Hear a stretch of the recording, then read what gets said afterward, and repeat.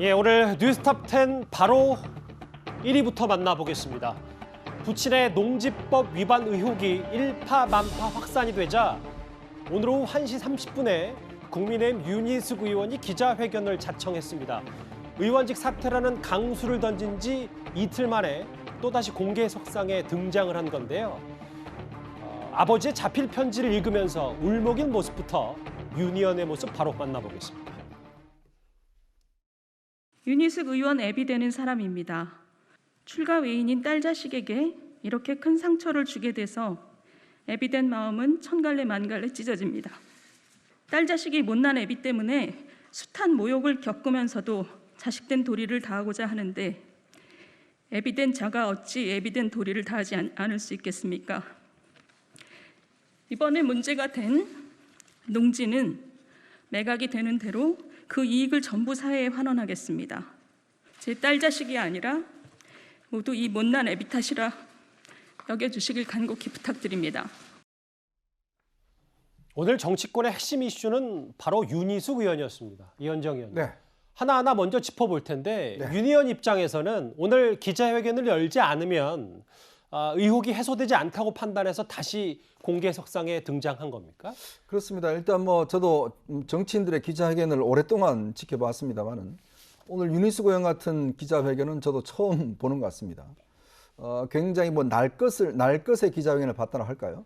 굉장히 공격적이고 화끈하게 일단 자신의 입장을 피력을 했다는 생각이 드는데 아마 이제 윤희숙 의원이 본인이 국회의원직을 던졌기 때문에 본인이 여러 가지 좀 제기되는 의혹에 대해서 굉장히 어떤 공격적으로 입장을 이야기를 한 것 같아요. 예. 근데 어쨌거나 윤희숙 의원의 제기되는 지금 의혹의 핵심은 뭐냐면 이 부친이 어쨌거나 이 땅을 산 거는 사실이고 또 그 어제 인터뷰를 보면 뭔가 자신의 어떤 투자 목적으로 산 것에 대한 뉘앙스가 있지 않습니까?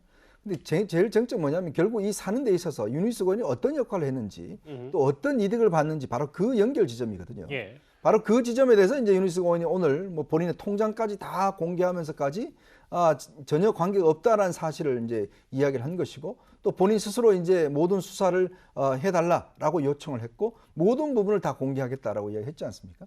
그다음 국회의원들이 많은 의혹과 관련해서 많은 기자회견을 하지만 또 이게 정작 또 수사에 들어가면 또 다른 상황이 또 벌어지기도 하거든요. 예. 어쨌거나 오늘의 기자회견은 여러 가지 지금 여권에서 제기되고 있는 의혹에 대해서 본인이 굉장히 공세적으로 일단 이 입장을 밝힌 것이고 이제 모르겠습니다. 앞으로 이제 수사를 통해서 이야기하겠지만 절저히 본인에 대한 문제와 그다음에 이제 부친에 대한 문제 그리고 이 연결고리에 대한 문제 이 부분에 대해서 본인이 좀 자신감 있게 이야기를 한 것 같아요. 모르겠습니다. 앞으로 이제 연결 지점이 나온다고 한다면 예. 이제 윤희숙 의원의 오늘 기자회견은 거짓이 되는 것이고 만약에 나오지 않는다고 한다면 사실은 윤희숙 의원이 어떤 결백을 증명하리라 봅니다. 아버지의 자필 편지를 읽으면서 다소 울먹였던 윤 의원인데요. 김근식 교수님. 네. 그런데 이 해당 농지는 팔리는 대로 그 이익을 전부 사회에 환원하겠다. 이 발언도 덧붙였어요. 어떻게 평가하십니까? 그러니까 처음에 윤희숙 의원이 그 의원직 사퇴 기자회견 했을 때는 아버님이 노후에 농업에 종사하시는 생각으로 농지를 매입했고 농어촌 공사를 통해서 위탁 경영을 했기 때문에 법적으로 문제가 없는 것으로 알고 있다. 이렇게 이야기를 했어요.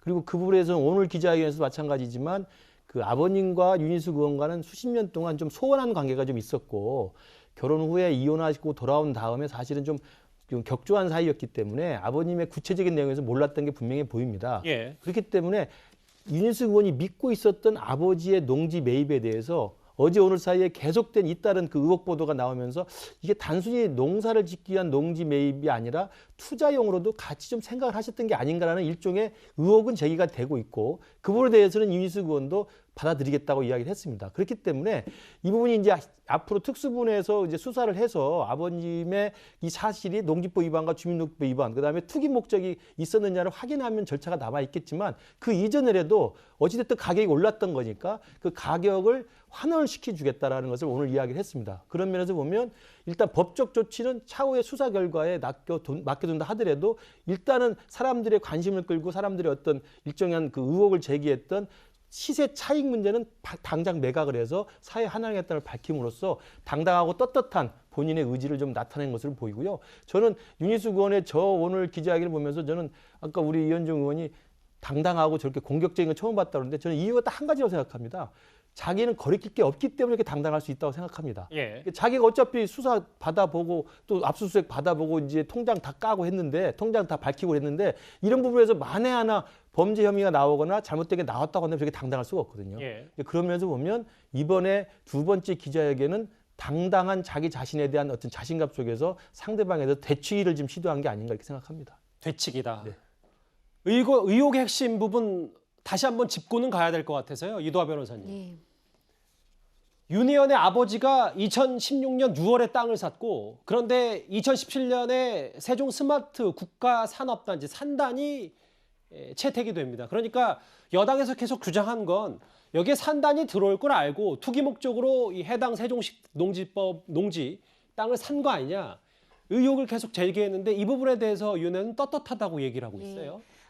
여당에서 정치인들이 공격을 할 때는 어떻게 했냐면 주변에 산단이 5개나 있는 지역이다. 이걸 알고 얘기를 한 게 아닌가 얘기를 했는데 지금 예타 대상 아닌 이 4군데 빨간 점이 이제 일반 산단이에요. 민간에서 하는. 예. 민간 산단은 KDI에서 예타를 하는 데가 아니기 때문에 이제 제외를 하고 지금 앵커께서 말씀하신 것처럼 세종 스마트 국가산업단지는 KDI에서 예타를 하는 데죠. 그래서 이 부분에 대해서 이제 사람들이 얘기를 하는 것 같은데 2016년 6월에 부친이 땅을 매입했고요. 이 국가산단은 문재인 정권이 들어선 후인 2017년 7월에 국정과제로 채택된 산업이에요. 예. 사업이고 2019년 12월에 예타 검토에 들어가고요.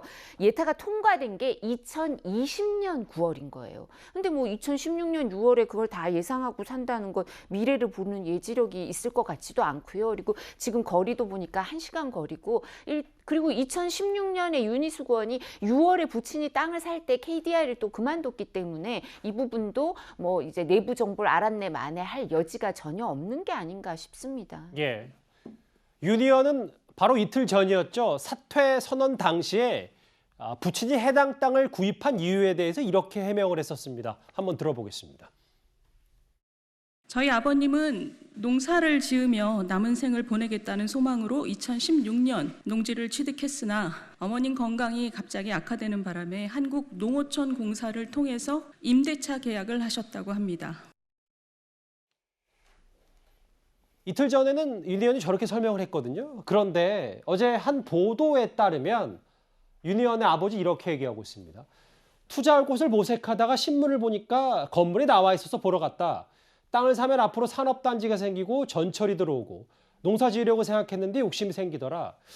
일단 아버지의 저 보도 발언만 보면 좀 논란은 있긴 있을 것 같거든요. 그렇죠. 그러니까 저 발언을 보면 투자 목적으로 땅을 샀다라고 할 수 있겠죠. 그러니까 윤희숙 의원은 본인의 발표 내용은 사실 농사 지으려고 땅을 샀다라고 얘기를 했고 사실은 그 아버님 되시는 분이 농업 계획서 같은 것도 냈어요. 경작 계획서도. 근데 그 부분도 사실 논란이 됐죠. 연세가 80이 다 되신 분이 3,300평의 논을 경작할 수 있을 거냐 하는 부분에 논란도 있었는데 어쨌든 윤희숙 의원이 얘기했던 내용과 다른 내용을 이제 아버지 되시는 분이 인터뷰를 하면서 예. 투자 목적으로 구입한 건 일정 부분 인정이 됐다고 저는 봐요. 그리고 오늘 이 기자회견에서 그 부분을 어느 정도 인정했다고 저는 보거든요. 윤희숙 의원이. 그러니까 아버지 입장에서 투자 목적으로 산 것은 뭐 인정됐다고 저는 보고 다만 지금 윤희숙 의원이 그러면 내부 정보를 이용해 샀느냐 안 샀느냐가 논란이 되는 거니까 이 부분은 이제 수사를 통해서 밝혀질 거로 생각이 되고요. 어쨌든 이제 땅을 보고 욕심이 생겼고 투자 목적으로 땅을 구입한 건 맞다라고 하는 부분은 윤희숙 의원도 인정한 것 같습니다. 예. 그런데 윤희숙 의원 여기서 그치지 않았습니다. 오늘 기자회견에서 부친의 땅 매입 당시의 통장 거래 내역과 여러 가지 이 금융 거래 내역을 공개하겠다 이렇게 밝혔습니다. 제 아버님의 부동산 매매가 있었던 2016년 제 통장 거래 내역이 여기 있습니다. 작년부터 사용한 카카오뱅크를 제외하면 오랫동안 유일하게 가져온 입출금 통장입니다. 아버님 토지계약서도 같이 있으니 언론인 여러분도 거래 전후로 제가 돈을 얼마 벌었고 얼마 썼는지 훤히 보실 수 있습니다. 이것 말고도 필요한 것은 무엇이든 제출하겠습니다. 부동산 거래에 돈을 보탰는지 차명으로 소유했는지 샅샅이 까보십시오. 또 하나 들어볼까요? 여기에 더 나아가서 윤희숙 의원은 본인 자신을 공수처에 수사 의뢰하겠다 이렇게 말했습니다. 저는 지금 저 자신을 공수처에 수사 의뢰하겠습니다. 공수처가 못하겠다면 합수본에 다시 의뢰하겠습니다. 지금도 최강욱, 김의겸 이런 의원들은 재판을 받으면서도 법사위를 비키지도 않고 비판 언론의 재갈을 물리려고 문체위에 버티고 있습니다. 온갖 특권을 장착하고 수사를 받는 게 무슨 공정이고 상식입니까? 오늘 본인이 들고 온 문서들이 여럿 되는데 실제로 5년 전 통장거래 내역서와 부친의 토지거래 계약서를 공개하겠다. 정면 돌파라는 제목도 있긴 한데요. 이현정 의원님. 네. 그러니까 결국은 아버지가 부동산 투기 목적으로 샀다. 이건 여지가 있을 수 있는데 본인과는 관계가 없다. 이걸 이 자료로 증명하겠다. 이 얘기인 겁니까? 그렇죠. 이게 이제 검찰이나 경찰이 이런 관계에 대한 수사를 할 때 제일 먼저 뭐 하냐면 바로 압수수색 영장을 발부받아서 통장 거래 내역을 조사하게 됩니다. 즉, 그 토지 매입을 할 시점에 본인의 돈이 어떤 면에서 아버지한테 갔느냐 안 갔느냐 이 부분을 이제 조사를 해서 실제 만약에 이제 수표 추적이나 등등을 하면 실제 토지 매입할 때 쓰여진 돈 자체에 만약에 윤희숙 의원이 발행한 수표나 이런 게 있다고 한다면 이게 이제 돈에 투자한 것으로 의심할 수가 있는 거거든요. 그건 아마 이제 압수수색 영장을 해서 금융기관에 대한 압수수색을 해야지만이 나오는 이제 자료인데 지금 윤희숙 의원이 본인이 스스로 이제 이걸 공개해 버렸어요. 그럼 뭐냐면 토지 매입을 할 당시에 제가 알기로 2016년도에 한 7억 원 이상 정도가 이제 주고 토지 매입을 한 것으로 알고 있습니다.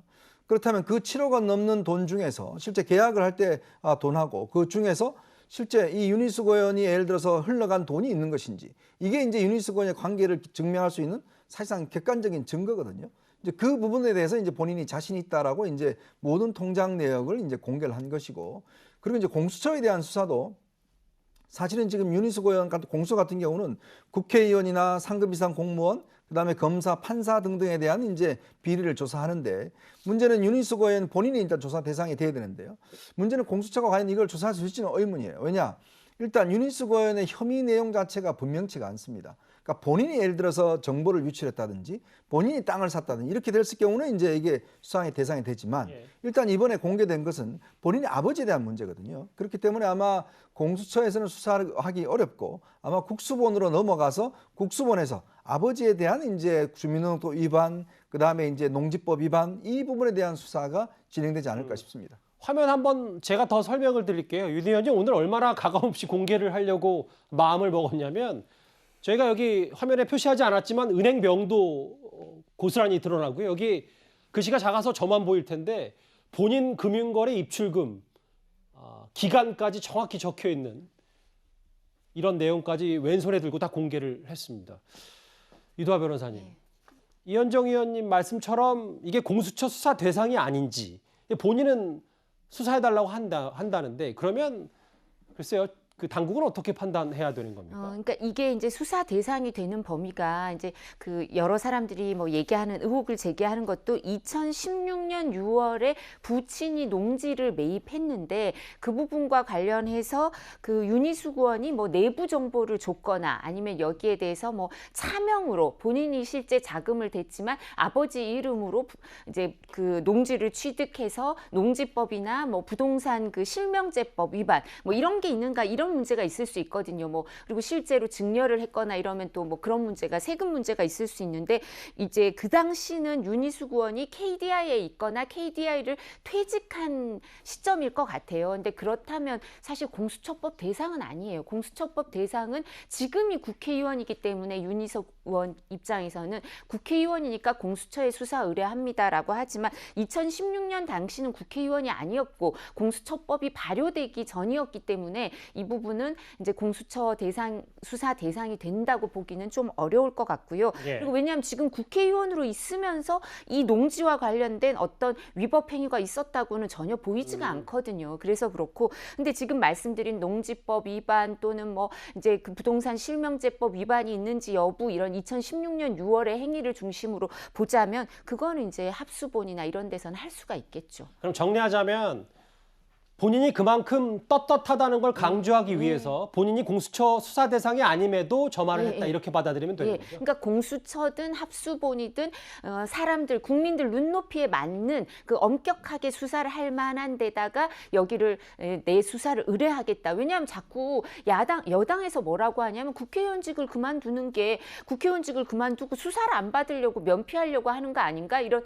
공격을 하는데요. 오히려 다르죠. 방패를 내려놨다 이런 표현을 쓰고 있고요. 예. 뿐만 아니라 야당 의원에 대해서 그렇게 수사를 제대로 안 하고 넘어가겠습니까? 공수처든 합수본이든 알겠습니다. 그 대상이 된다고 생각하면 엄중하게 수사하겠죠.